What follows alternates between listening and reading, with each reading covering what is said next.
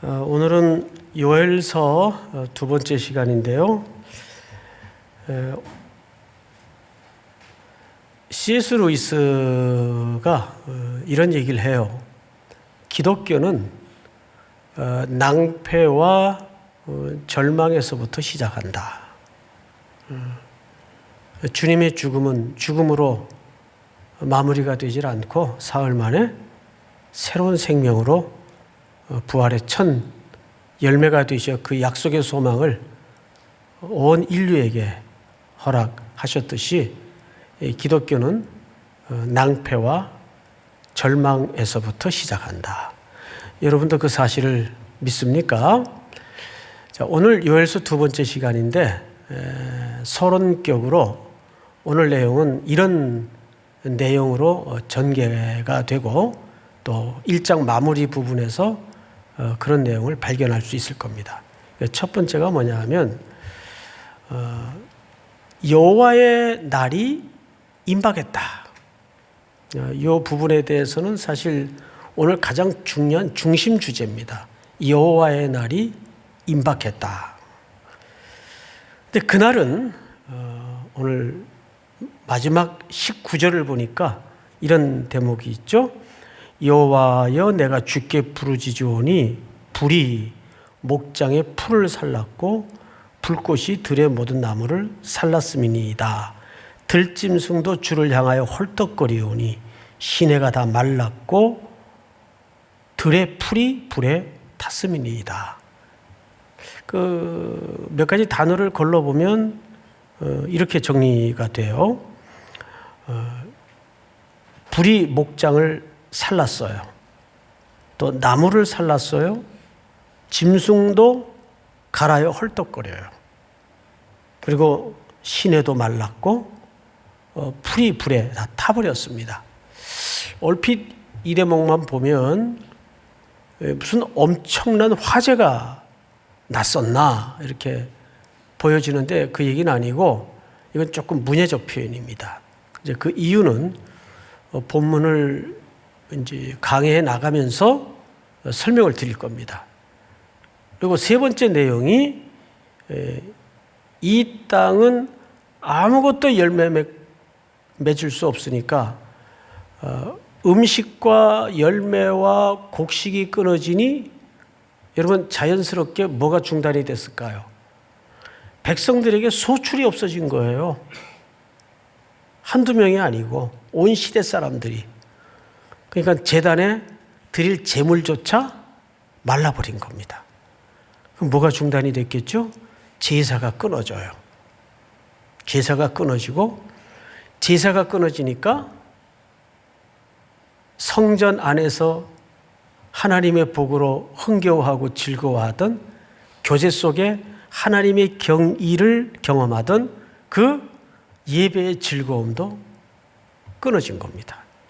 오늘 내용은 주로 그런 흐름으로 소개가 될 텐데 시대도 우울한데 왜 하필 요엘서냐? 요엘서 전체가 사실은 그런 어둡고 두렵고 무시무시한 내용이 담아져 있지만 이 속에 유심히 보면 하나님께서 몇 가지 조각 그림을 감춰 놓으셨습니다. 오늘도 결국은 우리가 그 보일 듯 말 듯한 하나님의 내비쳐진 마음을 붙들고 다시 한번 소망을 갖자는 것이 이 본문의 참 의도입니다. 그런 의미에서 제목을 딱히 달리 잡지 않고 그냥 계속 여호와의 날은 어떤 날인가라는 큰 주제로 첫 번째, 두 번째 이렇게 순서대로 나가도록 하겠습니다. 여러분 본문 첫 절 13절을 한번 볼까요? 13절 제사장들아, 첫 번째 대상이 누구죠? 제사장들이에요. 지도자들이죠. 제사장들아 너희는 굵은 배로동이고 그랬어요. 굵은 배로동이다. 이 배로동이다 하가르라는 말은 예레미야서 4장 8절을 한번 같이 읽어보십시다. 우리 한번 같이 읽어볼까요? 시작. 이로 말미암아 너희는 굵은 배를 두르고 애곡하라. 이는 여호와의 맹렬한 노가 아직 너희에게서 돌이키지 아니하였음이라. 네, 이 굵은 배로 동이라 할 때는 이스라엘 백성들이 극한 슬픔 가운데 애통을 표현할 때의 태도예요. 굵은 배로 동이는 거예요. 그리고 이제 본문을 또 보십시다. 동이고 슬피 어떡하라. 울지어다 그랬어요. 울지어다. 이 울지어다라는 말은 사파트라는 말인데, 여러분 이사야 32장 11절을 한번 볼까요? 너희 안일한 여자들아 떨지어다. 너희 염려 없는 자들아 당황할지어다. 옷을 벗어 몸을 드러내고 배로 허리를 동일지어다. 배로 허리를 동이라는 말이 나오는데 옷을 벗으라 그랬어요. 그럼 몸을 드러내라 그랬어요. 이 무슨 언밸런스한 얘기냐면 이런 뜻입니다. 고대 유대인들은 깊은 애통이 벌어진 상황 속에서 두 가지 태도를 취했습니다. 첫째는 마지막 부분에 기록된 대로 배로 전신을 동여요. 근데 가슴팍 쪽만 드러냅니다. 그리고 맨살을 쳐요. 그러니까 참회와 회개의 태도를 상징적으로 퍼포먼스하는 거예요. 그래서 맨살을 가슴으로 칩니다. 어쩌면 우리네 정서와 굉장히 그 행동이 유사하죠. 저도 아주 오래전에 어느 이제 집사님, 안수 집사님이셨는데, 그냥 퇴직하면서 회사에서 선물로 준 종합검진 표를 가지고 아내와 함께 검진 갔다가 아주 건강한 줄만 알고 있었는데 간암 말기 판정을 받고 돌아온 거예요. 이제 퇴직해서 조금 이제 편안히 지내려고 야무진 꿈도 계획도 갖고 있었는데 얼마나 마른 하늘의 날벼락 같은 상황이었겠어요. 그 주일날 입원을 해가지고 제가 이제 월요일 새벽에 신방을 갔더니 환자 손을 이렇게 다 침대에 묶어놨어요. 그게 놀래가지고 아내 되는 분에게 왜 이러냐 그랬더니 고개를 돌리시면서 말도 마세요 목사님. 저 가슴 좀 보세요. 환자복 사이로 가슴팍에 맨살이 드러났는데 얘가 멍이 들었어요. 시커멓게. 왜 이러냐고 물어봤더니 어제 이제 수술을 위해서 말기니까 딱 입원을 해가지고 환자복으로 환복을 딱 하고 침대에 누웠는데 그때야 확 현실감이 들어온 거예요. 이 긴가민가 하다가 이게 뭐지 하다가 그러면서 주마등같이 지나온 험난했던 자기의 생애를 반추해 보니까 딱 한 문장으로 정리되는데 밤새 손으로 자기 가슴팍을 뼈가 부러지도록 치면서 헛살았어. 그 손을 묶어놓은 거예요. 하도 그래가지고 집사님도 한줌도 못 자고. 그러니까 유대인들이 베옷을 동이고 가슴을 드러내고 이 가슴팍을 치는 행동이에요. 가슴팍을 치는 극한 슬픔을 표현할 때 지금 뭔가 요엘 선지자가 소개하는 이 시대의 그림이 그래요. 근데 이상한 것은 지난주에도 잠깐 여러분 온라인으로 예배를 드렸을 텐데 이 정도 심판을 얘기하고 이 정도 회개를 촉구했다면 어떤 죄목에 대한 나열이 있어야 될 텐데 일체 개인적인 죄목의 항목이 소개되어 있질 않아요. 기록이 없어요. 그러면 이스라엘 사람들이 개인적으로 죄를 안 지었다는 얘기는 더더욱 아닐 텐데 그 개인적인 죄의 항목을 일일이 지적하는 것보다 더 엄청나게 중요한 명령이 이 속에 우선적이어야 된다는 간절한 마음으로 이 기록을 하는 겁니다. 그런 차원에서 오늘 본문을 좀 보자고요. 몇 절을 보시냐면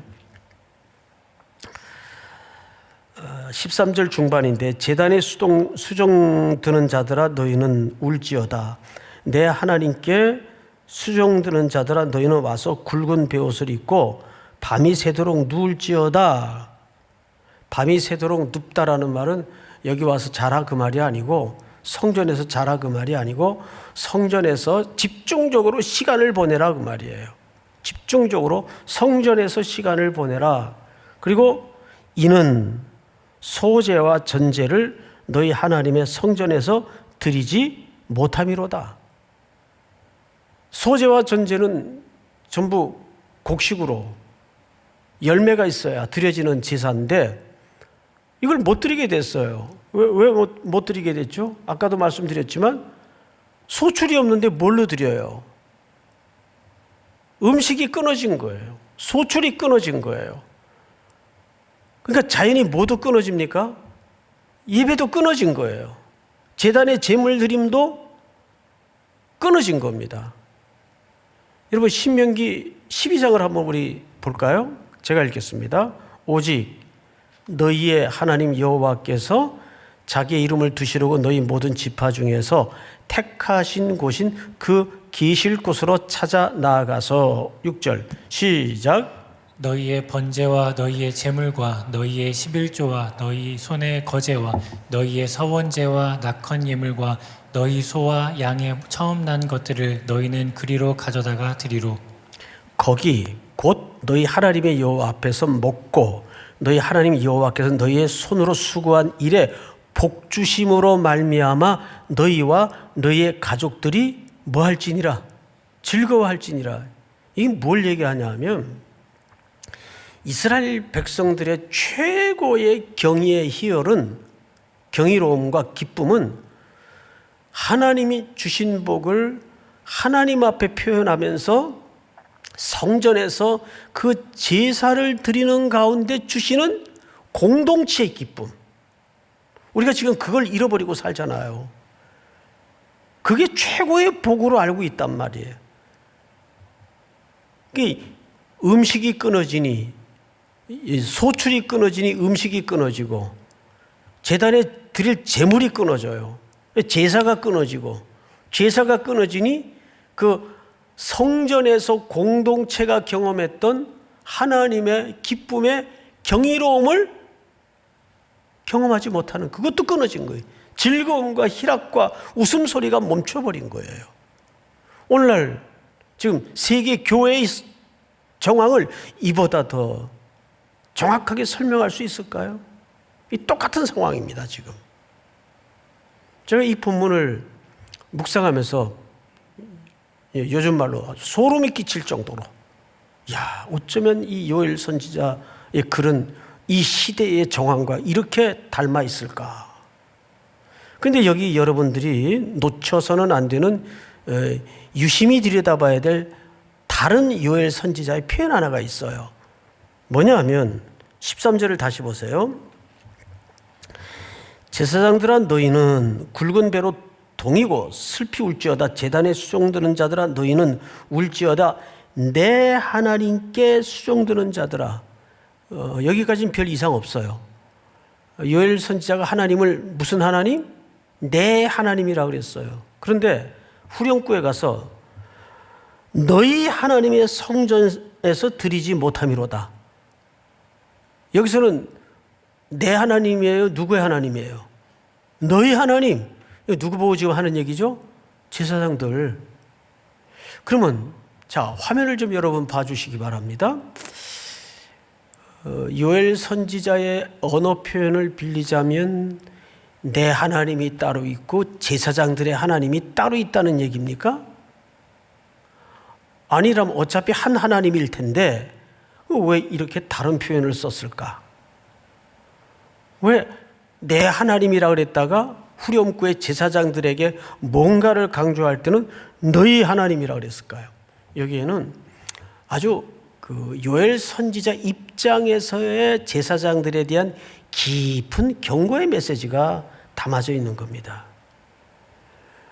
너희 하나님이라는 것은 제사장들에게 주신 하나님의 직무를 강조하는 겁니다. 요엘은 제사장이 아니죠. 요엘은 여기에서 뭘로 사실상 등장하냐면 선지자로 등장을 해요. 선지자. 그는 제의적인 용어를 익숙한 걸로 봐서 제사장일 수도 있는데 요엘은 이 시대에 맡겨진 그의 본연의 직무는 뭐예요? 선지자예요. 그래서 내 하나님과 너희 하나님을 의도적으로 구분하고 있는 것은 사실상 나는 내가 할 역할이 있다, 이 시대에. 근데 너희 하나님, 너에게 직무를 주신, 무슨 직무죠 그것이? 제사장의 직무를 주신. 지난주 제가 첫 번째 서론겸 요엘서를 말씀을 나누면서 여기에 제사장은 신약식, 오늘식으로 해석을 하자면 우리 모든 성도들을 포함한 얘기라고 말씀을 드렸어요. 베드로 사도가 분명히 구약의 제사장의 의미를 어떻게 확대 재해석했죠. 왕 같은 제사장들아. 베드로 사도의 글에 나와 있어요. 너희는 다 택하신 족속이요 왕 같은 제사장이라. 그러니까 요엘 선지자는 이 아픈 경고를 전해야 되는 선지자의 역할을 내 하나님께로부터 맡았지만 너희 하나님, 제사장의 하나님은 제사장들에게 무슨 직무를 주었다는 뜻입니까? 제사장은 뭐 하는 사람이에요? 하나님과 백성 사이에 섬김과 시대의 예배를 가르치고 집례하고 책임 맡은 사람들이에요. 그래서 너희 하나님 이렇게 표현한 거예요. 자, 그런데 14절을 한번 보세요. 너희는 금식일을 정하고 성회를 소집하여 장로들과 이 땅의 모든 주민들을 너희 하나님 여호와의 성전으로 모으고 여호와께 부르짖을지어다. 자, 13절은 간단히 얘기해서 회개와 애통을 강조했어요. 울지어다. 근데 어느 정도 울음이 필요한가 하면 베옷을동이고 가슴을 칠 정도의 회개가 필요한 거예요. 그런데 여기에 방금 말씀드린 것처럼 개개인적인 어떤 심판과 멸망당해야 될 내용이 지적되어 있질 않습니다. 그리고 14절에 뭘 강조하죠? 공동체의 제의적 회개를 강조해요. 지난주 표현했던 언어죠. 자, 잘 보세요. 너희는 금식일, 이게 원래는 이제 히브리 말을 보면 카도시, 거룩한 날이라는 뜻입니다. 거룩한 날을 정하고 성회를 소집하여 장로들과 이 땅의 모든 주민들을, 자, 처음에는 제사장으로 시작했다가 이 회개의 촉구가 어느 영역까지 지금 확대되어 가고 있습니까? 모든 주민들, 모든 백성들, 장로들과 모든 백성들까지 뭐 하라는 겁니까? 모여서 회개하라는 거예요. 이것을 지난주에는 공동체의 제의적 회개라고 말씀을 드렸어요. 아무리 이스라엘이 타락을 해도 거짓 마음으로 마음이 없는 제물이라도 형식적인 예배는 지키려고 했어요. 그런데 요엘이 이 메시지를 선포하던 시대는 그 형식마저 무너진 겁니다. 그 형식마저 깨져버린 겁니다. 여러분, 형식이 깨지면 뭐죠? 내용을 담을 수가 없어요. 그래도 이스라엘 백성들이 5,000년 이상의 유구한 역사를 유랑하며 전 세계의 디아스포라가 되어 뿔뿔이 흩어져 살았지만 그 민족들이 기적처럼 1900년대 초에 저 팔레스타인 땅에 나라를 건설할 수 있었던 이 경이로운 역사적 사건은 왜 가능했는가? 많은 학자들의, 역사학가들의 평가와 연구가 있지 않습니까? 그 중에 대표적인 것이 뭐예요? 종교적 전통이에요. 그리고 토라예요. 그리고 그들의 절기 문화예요. 그건 뭘 얘기합니까? 어느 시대, 어느 자손, 어디에 살든지 어떤 상황 속에서도 그들은 전통과 형식을 목숨처럼 붙들었기에 내용이 유지될 수 있었던 겁니다. 그런데 이 시대는 그 공동체의 제의적 예배 행위마저도 중단되고 끊어지고 멈추어진 참 노답의 시대였어요. 답이 없던 시대였어요. 그리고 성경을 한번 볼까요? 하나님은 요엘 선지자를 통해서 이제는 그 회개를 촉구하는데 어떤 방식의 회개를 촉구하냐 하면 먼저 공동체의 제의적 회개를 촉구하는 거예요. 그러니까 중요한 동사를 씁니다. 날을 정하고 성회를 소집하고 성전으로 모으고 여호와께 부르짖을지어다. 요즘도 이제 그런 생각을 합니다만은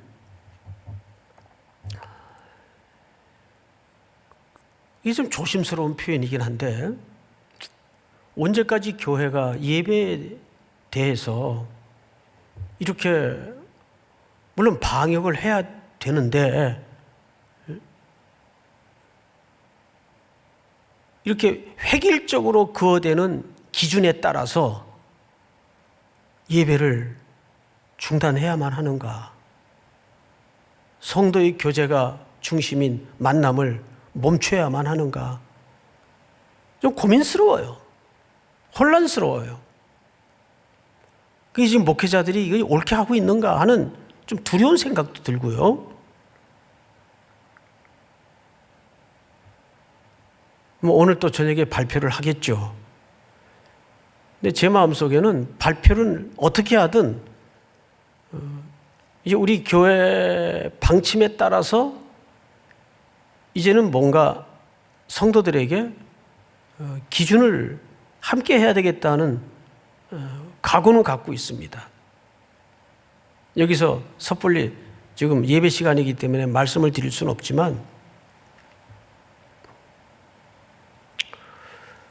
그동안 참 우리가 자유롭게 선교 다니고 함께 빼곡히 들어앉아 예배하던 과거의 그 예배 장면을 보면 꿈 같아요. 언제 우리가 저랬었나? 꿈 같아요, 진짜. 그러나 분명히 하나님께서 오늘 우리에게 그날을 소망하고 약속하고 있습니다. 하나님은 성도들 만나는 걸 아주 즐거워하세요. 왜 그런지 아세요? 형제가 연합하여 동거함이 어찌 그리 아름다운고. 이거 누가 어디에 기록된 얘기입니까? 시편에 기록된 얘기예요. 형제가 연합하여 동거함이 어찌 그리 아름다운고. 그리고 하나님도 삼위 하나님은 늘 교제 가운데 계십니다.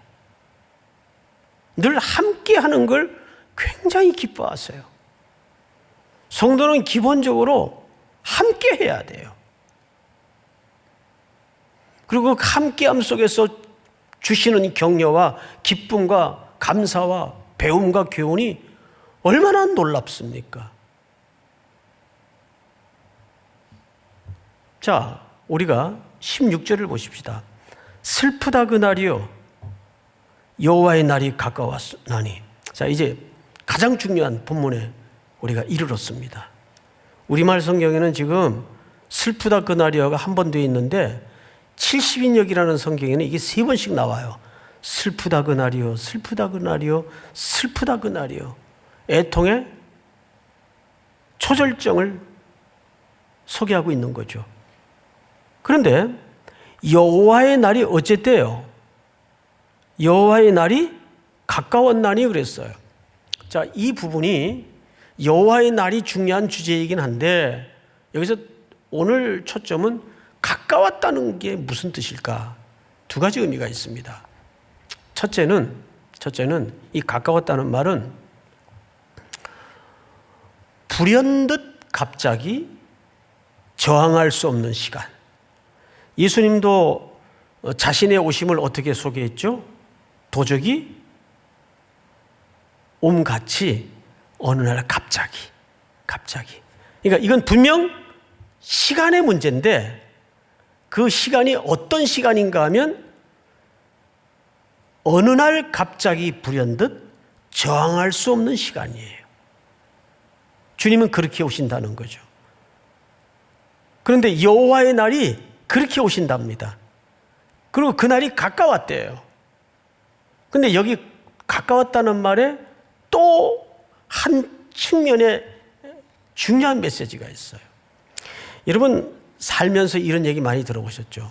아주 소름 돋고 끔찍하고 정말 머리를 흔들고 눈을 감아버리고 싶은 어떤 보도나 사건을 보면 우리 피차 뭐라 그럽니까?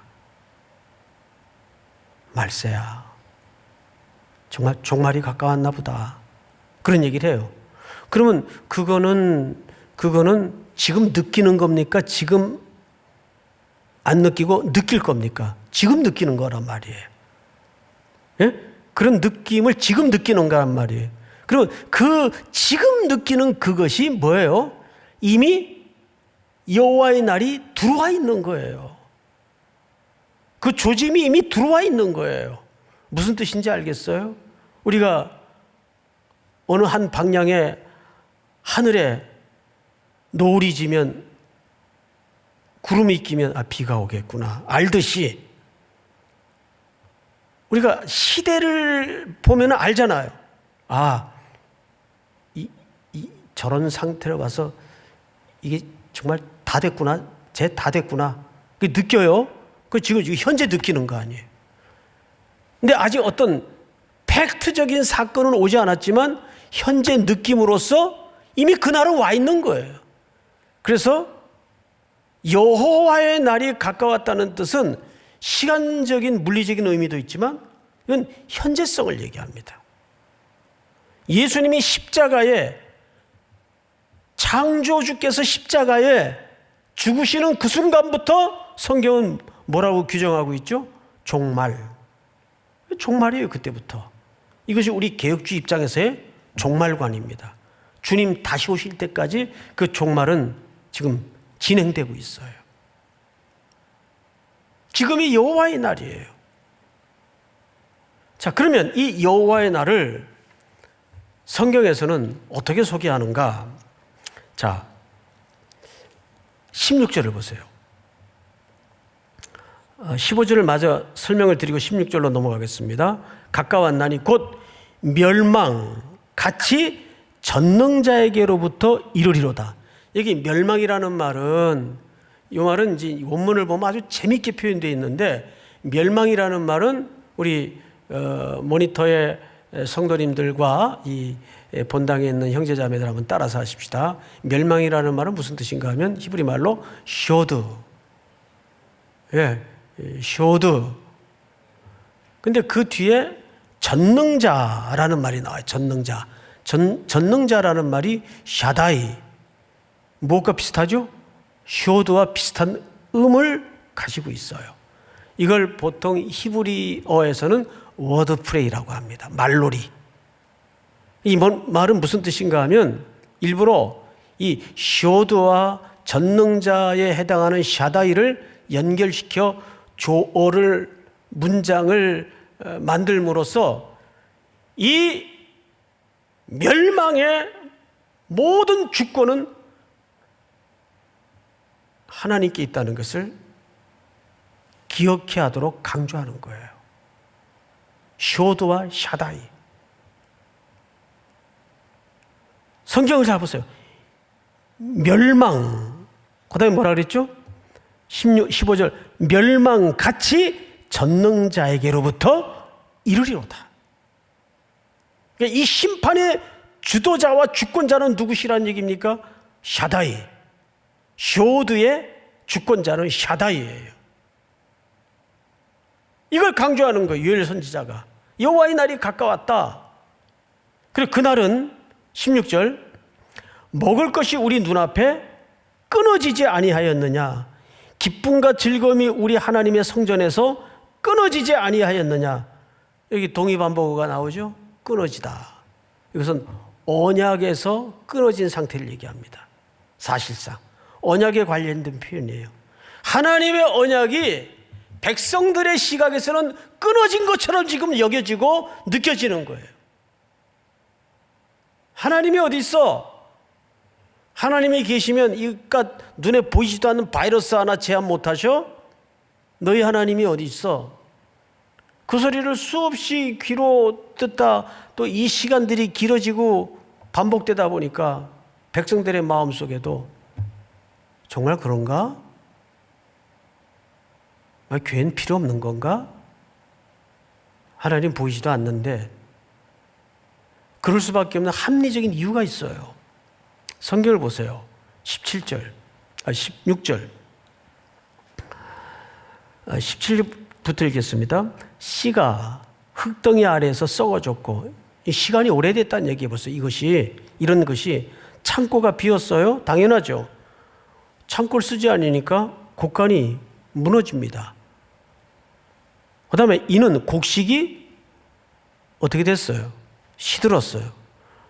이건 한 달 만에 일어날 일입니까? 두 달 만에 일어난 일입니까? 이것이 오래됐다는 얘기입니까? 이 모든 묘사는 이런 재앙의 기간이 오래됐다는 얘기예요.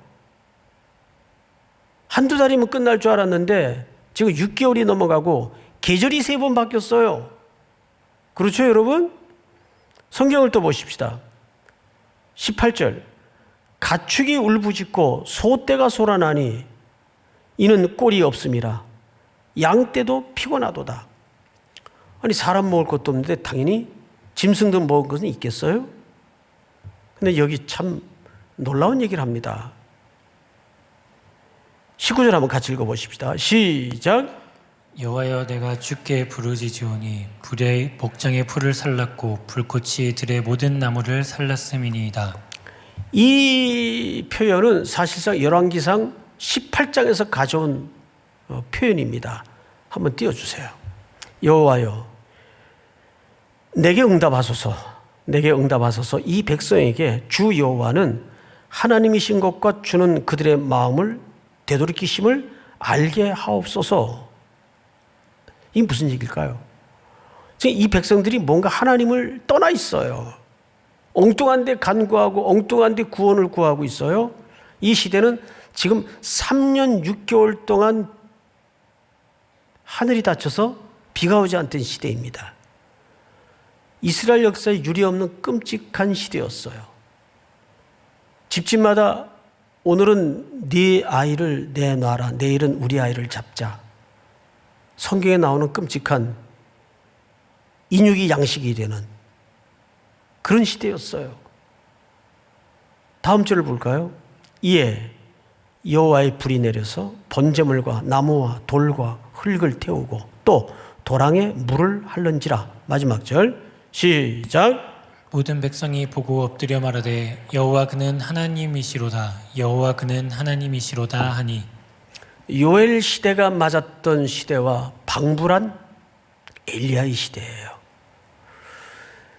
이 엘리야의 기도를 들어보면 지금 하나님께서 이 나라의 우상 숭배에 대한 분노로 노기가 가득하여 3년 6개월 동안을 하늘을 닫아 온 땅이 거북이 등짝 마냥 쩍쩍 갈라지고 모든 것이 불에 사르듯 다 타고 없어졌는데, 그 말은 불이 났다는 의미보다는 비정상적인 팔레스타인의 태양이 대지를 오랜 세월 뜨겁게 달구니까 다 타버리죠. 다 불살라져 버리죠. 그런데도 850명의 우상을 섬기는 제사장들이 있었어요. 그리고 이스라엘의 대부분의 백성들은 참되신 하늘을 닫고 열 수 있는 여호와를 찾지 않고 그 우상 숭배의 대상인 바알을 쫓았어요. 가나안들의 신들을 쫓았어요. 그 비통한 심정을 가지고 엘리야가 기도했던 내용이에요. 지금 그러면 요엘 선지자는 왜 하필 이 시대에 엘리야 시대의 패턴을 차용하여 성경을 기록했을까요? 이유는 명확관합니다. 이 시대도 엘리야 시대와 똑같았다는 얘기예요. 이런 재앙의 시간이, 재앙의 상황이 지속 반복 오래됨에도 불구하고, 그래서 마땅히 모든 백성들이 하나님께 돌아와야 될 상황이었음에도 불구하고 그들은 계속하여 우상에 그들의 생명과 안위와 먹거리를 구하고 있었어요. 엘리야 시대나 이 시대나, 아니 오늘날의 시대나 다르지 않아요. 우리는 이 코로나19라는 비상한 시대를 맞으면서 교회가 스스로 먼저 분리하고 배제하고 남 탓하고 이런 일들을 먼저 했어요. 마땅합니다, 주님. 이 모든 시대적 재앙은 우리의 죄악입니다. 우리가 베옷을 동이고 가슴을 치며 자복합니다. 이런 회개와 공동체의 제의적 토해자복이 일어나도 시원치 않았을 판인데, 딱하게도 우리는 먼저 그러지를 못했어요.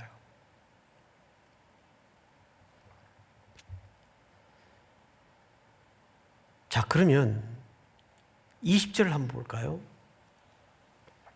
들짐승도 주를 향하여 헐떡거리오니, 말 못하는 비물도 창조주 하나님을 향하여 구원을 호소해요. 헐떡거려요. 이건 하나의 중요한 문해적 표현인데, 여러분 이런 말 가끔 하죠. 사람이 정말 사람 구실을 못하면 몸만도 못한 놈. 예. 이 똑같은 고발이에요, 사실은. 짐승도 창조주를 향하여 헐떡거리지 않느냐? 여호와께 돌아오라, 그 말이에요. 하나님의 백성들아, 하나님의 자비로 돌아오라. 그래서 요엘서는 이렇게 마무리가 됩니다.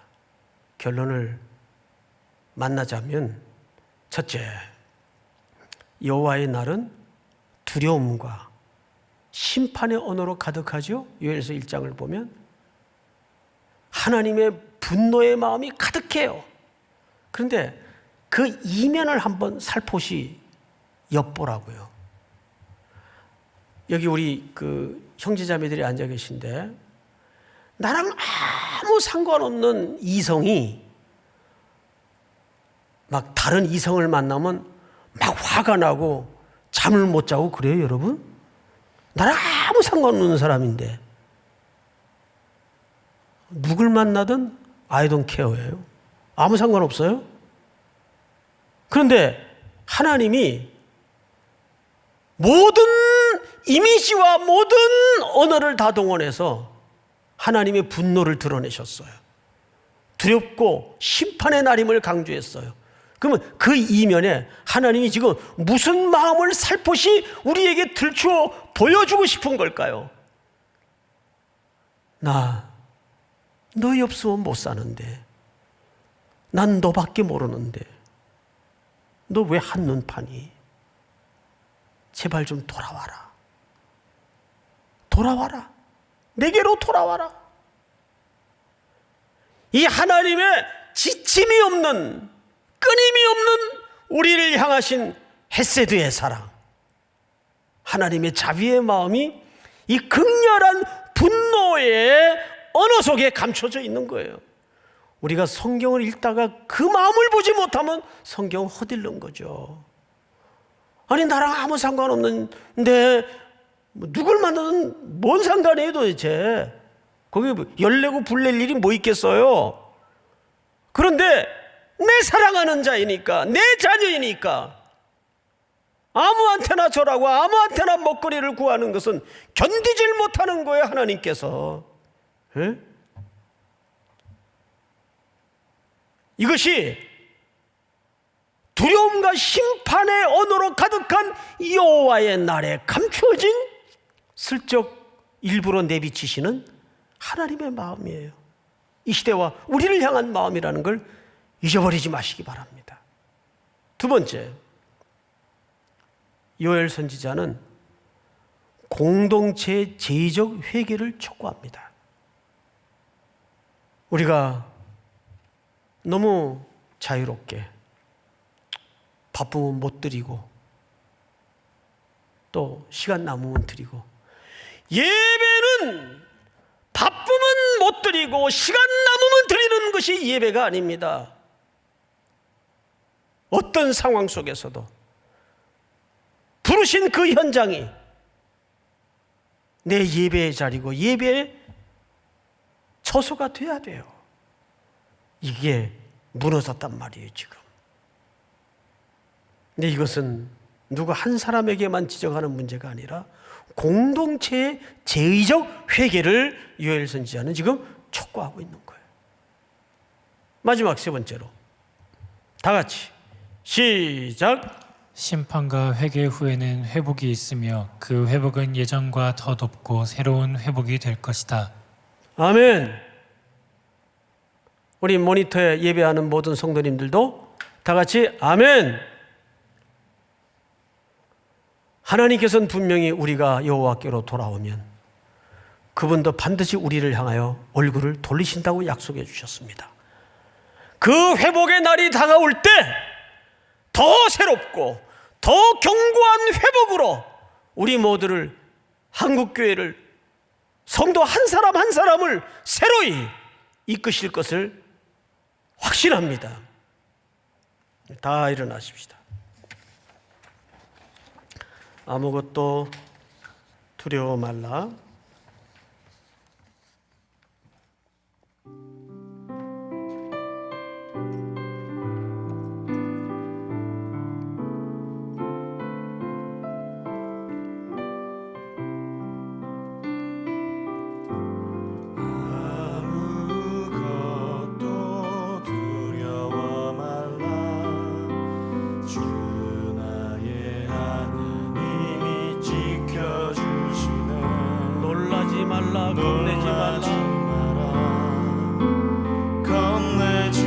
주님 나를 지켜주시네. 주님 나를 지켜주시네. 아무것도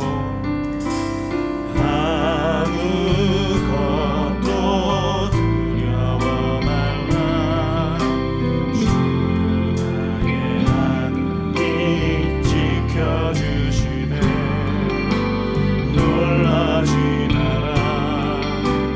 겁내지 마라. 주님 나를 지켜주시네. 내 맘에 힘의 여호와